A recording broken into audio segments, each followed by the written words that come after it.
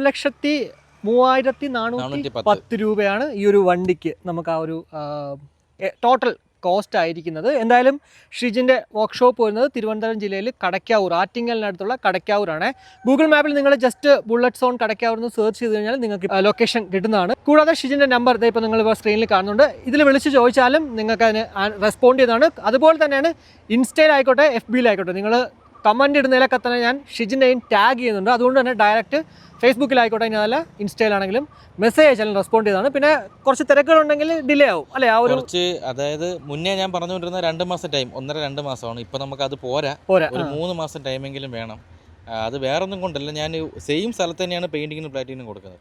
Seniority അനുസരിച്ച് വണ്ടി ചെയ്ത് വരുമ്പോഴത്തേക്ക് അവിടുത്തെ ഒരു ഡിലേ വരും. വേറെ സ്ഥലങ്ങളിലും കൂടെ കൊടുത്തു കഴിഞ്ഞാൽ പ്രശ്നം എനിക്കൊരു സാറ്റിസ്ഫാക്ഷൻ.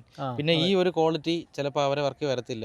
അപ്പോൾ ഇത് പ്ലാറ്റിങ് മോശമായാലും പെയിന്റിങ് മോശമായാലും ബഫിങ് മോശമായാലും ലെയ്ത്തിൽ ഇപ്പൊ എന്ത് സംഭവിച്ചാലും അവസാനം മെക്കാനിക്കിനാണ് വരുന്നത്, ഉറപ്പാണ് 100%.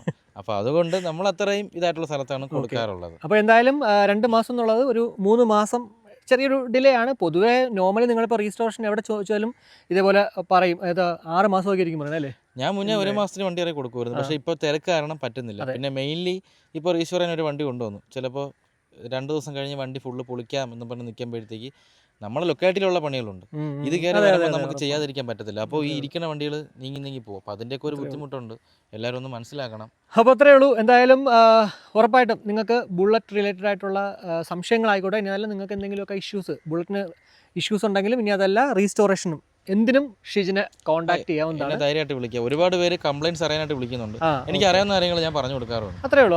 അതിനൊന്നും ഒരു പ്രശ്നവും ഇല്ല. അതൊക്കെ എല്ലാം ഷിജിൻ പറഞ്ഞു തരും കേട്ടോ. അപ്പോൾ ഈ ഒരു വീഡിയോ നിങ്ങൾക്ക് ഇഷ്ടപ്പെട്ടു എന്ന് വിശ്വസിക്കുന്നു. ആ ഒരു ഇഷ്ടം ലൈക്കായിട്ട് അറിയിക്കാൻ മറക്കണ്ട. കൂടാതെ അഭിപ്രായങ്ങൾ കമൻ്റായിട്ടും അറിയിക്കാനായിട്ട് മറക്കണ്ട. അതേപോലെ തന്നെ ചാനൽ ഇതുവരെ സബ്സ്ക്രൈബ് ചെയ്തിട്ടില്ലെങ്കിൽ സബ്സ്ക്രൈബ് ചെയ്യാനൊന്ന് കൺസിഡർ ചെയ്യുക. മറ്റൊരു വീഡിയോ കാണുമ്പോഴേക്കും ബൈ.